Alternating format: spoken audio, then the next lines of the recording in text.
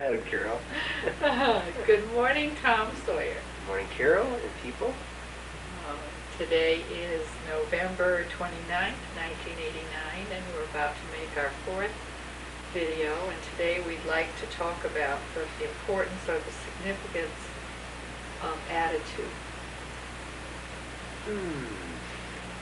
Well, I'll start out by saying attitude is one of the very most important characteristics or aspects of any one of you. It's all of us. And I might even focus on the collective or the ability of collectively our attitudes in relationship to the priesthood and what we can do to be facilitators and to accomplish certain things. Start out by saying, and it's the kind of dry humor joke, was that you have an attitude about death. Well, each one of us do, and it can be stereotyped, it can be talked into, it can be changed. I don't really want to focus on our attitude to things that are ambiguous. I want to really focus on and share with you some of my thoughts regarding general attitudes, or your or my attitude in general. And that's not only changeable, but it can be changeable day by day, minute by minute, on an ongoing basis, and for the purpose of accomplishing extraordinary things. In fact, accomplishing ordinary things is a step in the right direction if it be consciously done. I've talked about free will many times, and I've made statements such as free will is more powerful.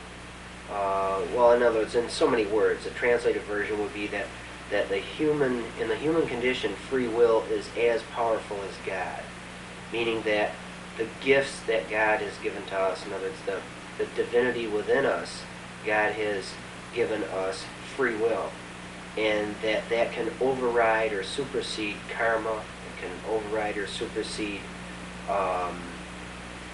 decisions, cultural conditionings, preconceived ideas, and so on. Attitude is actually a form of free will, in that your general attitude, whereas it does have a degree of cultural conditioning, learned experiences, trial and error, the various things that create a certain attitude within any one of us, with free will, that attitude can be manipulated or changed. I used the example in another tape or in another talk one time where a very specific, in one location only, in the Middle East, a bombing was actually prevented by, as a love gesture, an attitudinal change of an individual. I don't recall now, in my terrible memory, the person's name, but in other words, he was to drive a car bomb into a United States checkpoint in the Middle East. And even though his religion demanded it of him, his morality, if you will, demanded it of him, his military job demanded it of him, his cultural conditioning and way of life demanded it of him, in that if he did not accomplish this bombing, he for sure would be instantly put to death by his peers, by his own people, and that it was illegal to not perform this bombing, and so on. And yet, in spite of all of that, when he drove the vehicle to the spot in which the bombing was to take place, he suddenly had feelings of love, some of which he's not able to describe. He had an overwhelming feeling of camaraderie among people that he didn't know, that he hadn't met yet. And to make a very long story short, I'm saying that he was love-bound by people like you and me. And that there were several of us in the priesthood as well as out of the priesthood who were on a conscious level aware of the individual and the location and the timing of this event. Now, in the capacity that I am at ease right now, and I'm feeling comfortable with Lynn and Carol and friends, and even people listening to this tape and so on, And it's because of that camaraderie. It's because of our feelings toward each other, both trials, tribulations, and all that, that my ability to be at peace with myself is enhanced by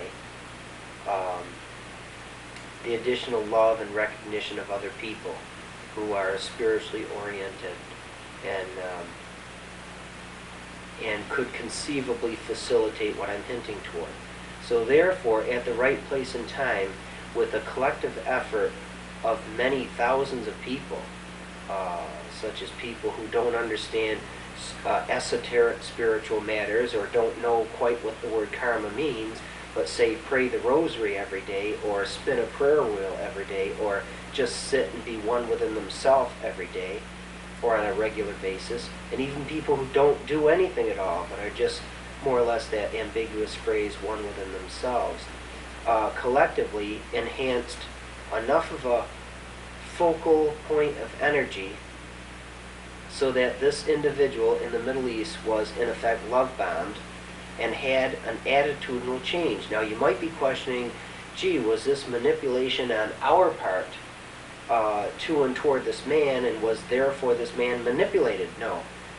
Each of us also has free will and therefore a degree of privacy that can be demanded. It's very unlikely that if a person not be receptive that they can be moved or made or manipulated to accomplish or to change or to do anything. So therefore, with an understanding that this man was to a degree of receptivity toward compassion and love for the human condition, his attitude toward the demands of his job at hand was superseded by his recognition of compassion and love for humanity, for humankind. And therefore, he parked the truck, walked over to the checkpoint, and introduced himself and explained why he was there and what he was about to do, and that he feels as though he should no longer do that, and he's had an attitudinal change. It's really a very good example as to what can be accomplished.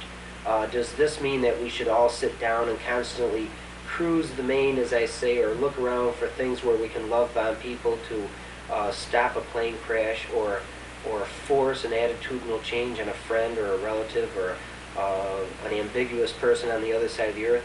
No, not really, but regarding the facilitation of that, what is the minimum requirement to accomplish anything like that that is measurable, newsworthy, and you can say, we did this last year?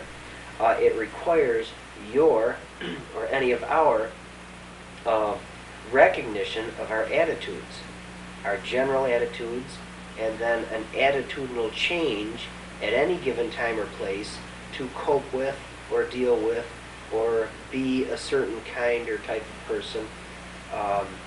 And it's all based on attitude.